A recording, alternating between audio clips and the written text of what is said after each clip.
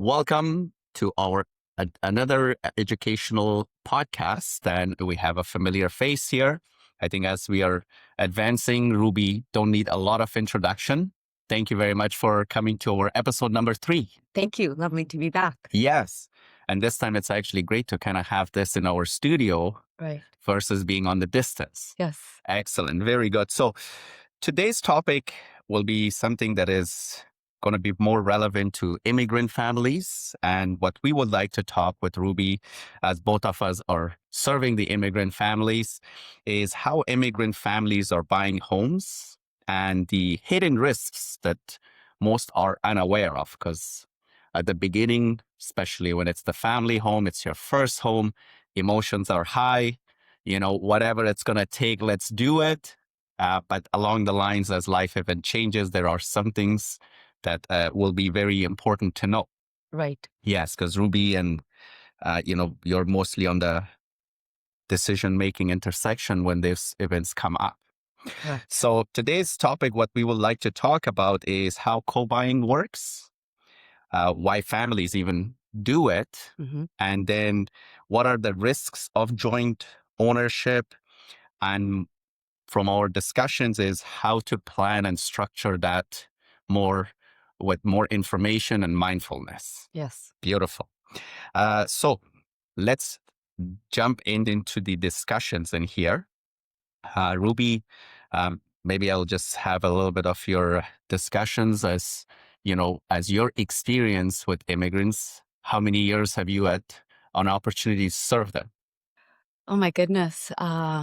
Too long. I've been a mortgage broker now for 8 years. 8 years. And then, 25 years before that in banking. So I've kind of seen all the different waves. Yes. That's why I'm like, this is really great. So first, why are more immigrant families combining incomes to purchase home? Yeah, the reality is it all boils down to affordability. It's the math, because that's how the numbers work. It's every immigrant's dream to come here and buy a piece of property, but it's not always easy because there's lots of challenges when they're new to the country, new income, new credit, down payment. So for a lot of them, they're looking to see if there's ways to buy something together with multiple income sources. Typically, how many people have you seen that you have actually combined them to make a mortgage work? Yeah, currently most lenders only accept 4 people, but in the past, in my banking days, I'd done like 6 borrowers on a deal. But currently, most lenders only prefer 4 borrowers. Okay, so I'd like to learn more about that. Can you explain why is it only 4 and not 6 or 8 or 10? Well, I guess it's the bank's decision. They decide sort of how many people can be on title on a deal. So is that meaning that they can only be borrower, but can they be guarantor? They can be. Okay, but again, it's still max 4. Yeah. Okay. Yeah. Okay. There are some lenders that will consider, but majority of the Schedule A lenders, the majority of the banks, the credit unions, their preference is for borrowers. 4 borrowers. Mhm. So you have, let's say, the mom, the dad, the daughter, and the son. Correct. Hypothetical case. Yes. 4 people. 4 people, yeah. Okay. So then typically it just boils down to who has the most income. And, that's how you determine who's going to go on the deal. Right. Obviously, as it's part of this too, as you mentioned, is they want to buy their first home. It's pride of the, immigrating to Canada and obviously uh, starting that dream of having an ownership. Right. And at the beginning, everybody is in. Yeah, everybody's high-fiving. Yes. Everybody's excited Of and course. they can't wait to get into that property. And in some families, children don't even have an option. True. Yeah. Because that's just how the numbers work. Yes. So it really just boils down to affordability. Okay. Yeah.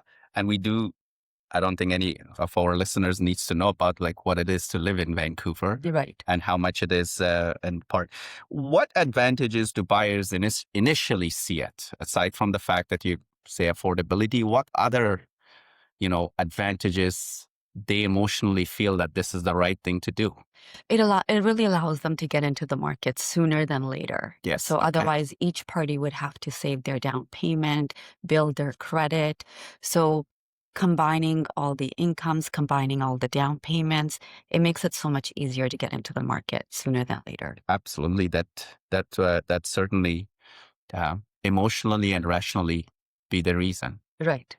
Yeah. On the real estate side, most real estate agents really want to see solution. Like they don't see all of this, like who is what. They're like, you have to do, but you see the details. Right. Yes, Yeah. excellent. So we speak about the benefits, Mhm. and let's talk now about the risks. Yeah. Because the risks most people don't know, Definitely. and so on. So my first question is, what happens when somebody wants to buy their own property? So let's use the family of four, Right. and say the son gets married or wants to have his own privacy and so on many, many reasons. Right. What happens? Yeah. So where I've seen this work beautifully is if the borrowers have purchased a single family home Okay. with two basement suites. Okay. So let's say parents live in one, they live upstairs, one child lives in one suite, and then the second child lives in the other suite. Okay. And what that allows is it gives everybody that privacy, that freedom. Dishes aren't crashing with each other because everybody Okay. has their own entrance, their own space, and it can work really beautifully in those circumstances. But like you said, there are times where it's the parents, and actually I've got a situation right now where the parents purchased a property with the son, Mm-hmm. and son's income was used to qualify for the mortgage. Now the son has a girlfriend and he wants to get married and wants to buy a condo, and it's not as easy for him to come off that mortgage Mm-hmm. because his income was integral in qualifying for that mortgage. So basically, when lenders look at this, they're seeing that payment as they don't split it in three ways. It's that payment, you're responsible for it, and it has to be factored in for your calculations. Right. So what happens to the son's future and love story? Yeah. Yeah, because the son wants to move on. Yeah. He's excited and he wants to get married. He wants to start a new life with his future wife. So there's a couple of things that have to happen. Either the parents will have to refinance and see if they can qualify on their own. Mm-hmm. If that can't happen, then they can bring on somebody else Mm-hmm. on title that can help qualify and replace the son's income. Right. And then lastly is really if both of those scenarios don't work, is it would be to sell the property. Okay. And then this way he can get his equity and move on and buy something else, and the parents can buy something in just their names. Right. Okay. Okay.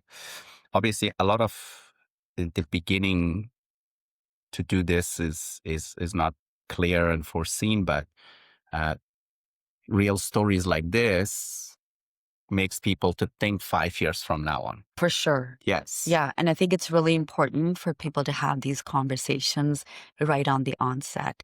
Yes, they're uncomfortable, but it's better to have these conversations. What does that look like in 3 years, 5 years from now? So that everybody's on the same page and it's not worth ruining those relationships and Of course. being, tension within the family. So it's almost like the children have to wait until the parents bless them when they should start dating, when they should get married. Well, that doesn't happen in today's day and age, right? And that's what would it be is like, does staying on the mortgage hurt future borrowing? So 100%. Yes. Okay. Yeah. Yeah. Because the bank's not going to cut that payment in 3 or a half. Mm-hmm. They're going to look at that payment as your liability. Okay. So, and that's the reason why most families do get into this arrangement, because if there's, three people, like let's say parents, two sons, you're pooling everybody's income. And if your payment's $6,000, it's now being shared by three different borrowers. So, Yeah. so you have to understand that there's lots of pros, but there's also Right. cons. It's when you want to get out, that's where things can get complicated. Of course. Yeah. Of course. So not only what I would kind of like look at this as psychologically is that you begin the journey with having one home that satisfies the family. But once you start to become independent or you want to clip your wings, date someone, get into a relationship, then you have to make sure that you either are satisfied to start a relationship in the basement. Right. Yeah. Like, or how high you fly. Yes. I think on the first date, that should be discussed. Yeah. um, and because of this, how can somebody simply remove themselves from the title of the property? Yeah. So it's not that simple. Okay. Just remove yourself. The current borrowers have to requalify on their Okay. own for you to be able to come off that mortgage. So that is the same as a parent going to the bank, requalifying, or even the third person before you can release that son or the daughter's name from the title. Correct. Okay. So I've had situations where that was the exact arrangement and the son wanted to buy the property. There are lenders, again, it's very lender specific, Mm-hmm. where if you provide them 12-month bank statements showing that the payments are being made by the parents, Okay. then sometimes the lender can exclude them out of debt servicing ratio. But typically, those are B lenders. So Not your interest rates will go up. correct. Okay. So you can still get into a property, but your rate may be higher. There may be a fee, and that payment can be excluded so that you can purchase something. Okay.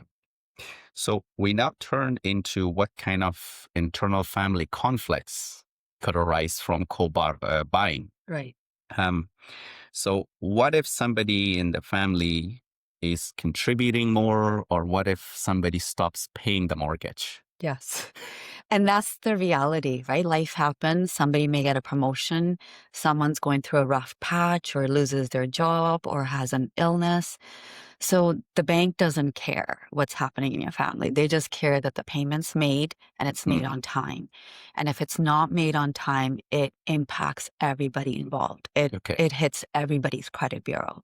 Okay. So those are some of the things to consider because life can happen and Yes. it can be unintentional. And Yes. sometimes a family member may have to cover for those payments. And that's what family does, right? Like Mhm. if there is somebody in distress or going through something, then the rest of the family members will step in and help out. So one risks you mentioned is one crucial breadwinner loses job, unable to bring cash in, delinquency happens, and it hits everybody's credit. Correct. Yeah. So there's definitely financial and legal consequences. Right. Okay. So one person, regardless of anybody, does something which basically jeopardizes that payment, everybody's credit will be impacted. Correct. But what I typically seen in families over the years is, they all step up to the plate, everybody helps out, and Mhm. mortgage payments made. So it doesn't impact their ability to, have a roof over their head. Okay. Where I see things going a little sideways is if it's, let's say, two friends or two business partners. So in those cases, because there's no family relationship, not to say that it can't happen within families and siblings, but I see it becomes a little bit more dangerous when it's non-family related transaction. So maybe from I like always real case scenarios. Right. What can you tell of a co-buying absolutely going wrong? Like, can you share that co-buying has gone bad? Yeah, well, where I see typically these days is in divorce situations Okay. where, there's a marital breakdown and um, there's issues with, okay, how much you list the property for, how much do you sell? One person agrees, the other person doesn't agree. It ends up going through courts. So it can get really long and drawn out. Mm-hmm. And that's where I see things kind of get ugly. Of course, there's divorces that are amicable as well. But in extreme cases, I've seen things get really nasty. Yeah. And it can take years to move away to figure out a solution to sell that property. Yes. And for our listeners, we did a full podcast on family planning and divorce. Okay. And yes, these are all intertwined based off of that. Yeah. Um, because people prepare for buying, Right. but nobody prepares them for exiting.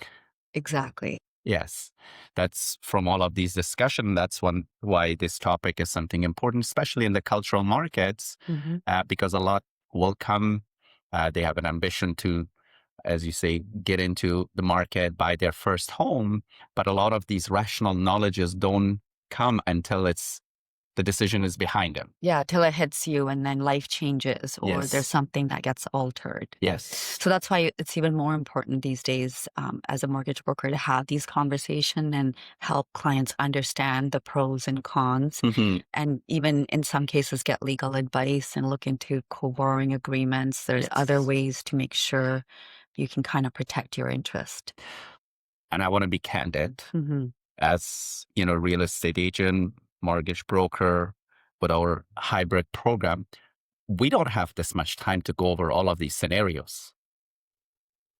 Nobody. Definitely. But again, it's a conversation I think it's worth having. Just sort of have you, as a family, had a chance to talk about should things change in 3 to 5 years? Do you guys have a plan? Yes. Or just some sort of a conversation to get an idea that this is going to be a solid plan for them. Yes. But again, life happens. Exactly. And that's why this knowledge and podcast will be an extensive than like 10, 15 minutes of meetings that you're able to cover a lot of those scenarios Right. in this case. So let's talk about now the financial handcuffs, I call it, Right. that limits. So, you know, sometimes the strategies that is being utilized, such as, they will say, hey, we want to buy this $2 million home. Um, you work with them to show all the income, like really pull the money. So we help them to become the home. But now let's talk about the traps that they get into that.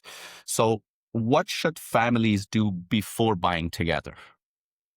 So again, most important is that communication, sort of just mapping out a plan. What happens in 3 years, 5 years, 2 years, if somebody decides to leave or wants to exit that arrangement, what does that look like? Yes. And unfortunately, a lot of those conversations don't happen. So I Right. think communication's key in those areas to make sure that it's a long-term viable solution for the family. Again, like I said, I've seen these arrangements work out beautifully. And what's challenging in today's market is the property values have come down. Like in the Yes. past, where borrowers have gotten into these arrangements, the values have gone up. It's an easy solution. You sell the property, everybody gets their money, and you go start your life. But in today's current environment, it's not that simple because the values have come down, interest rates have gone up. So it's even more important to have these conversations in today's environment. Yes. Anything not working is painful today. Right. Yeah. Co-buying as a family, relationship and divorce, Right. business relationships. Right. Anytime anybody would be exiting in this market is very painful. Exactly. Yes, yes. And the pain is pretty large Right. in some of the adjustments that has happened in the market now compared to mortgages. But Mhm. yes, in that particular part. Um, what professionals do you believe would be also that if in case a family isn't coming to an amicable arrangements, because not a lot of um, immigrant families knows the accessibility to who to talk or what happens. Right. What are some of the professionals that you recommend, if such kind of a changes is about to occur, who they should talk to? Right. So first thing is talk to your mortgage broker, talk to your bank, look at sort of what your options are for requalifying, refinancing, buying out the person. So there's lots of different ways to handle things depending on how much equity is in the property. Mhm. And it may just play out perfectly, but just depends on, what's happening in the market at that time. Okay. Another thing is, you can always get a legal opinion as well. There are co-borrower agreements that the lawyers can also help you draft up. Okay. So there are. Yeah, so Okay.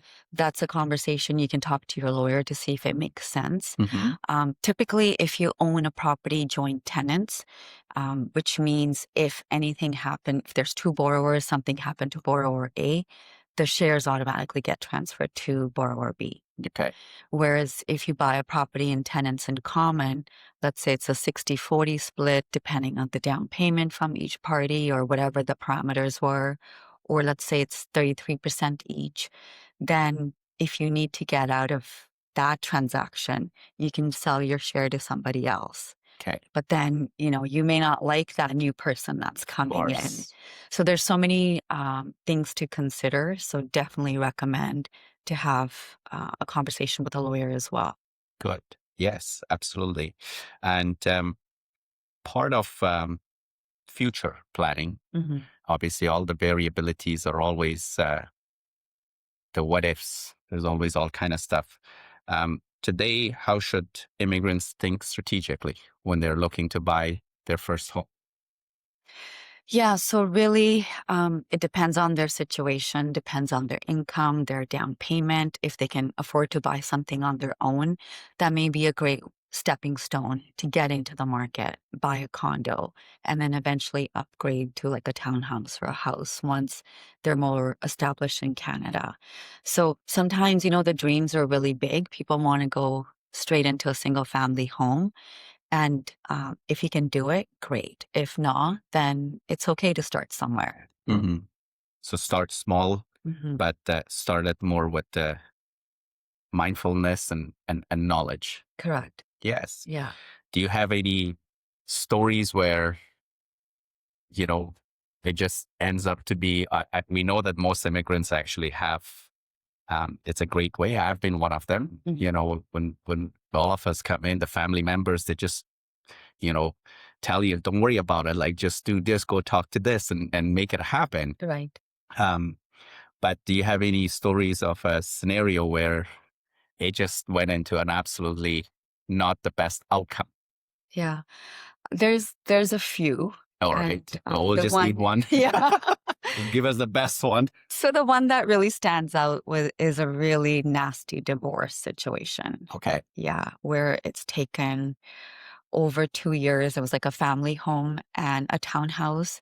So one spouse got the family home, and then the other spouse got the townhouse. But it was such a long, drawn out battle, court dates after court dates, and changing legal counsel to get a different outcome.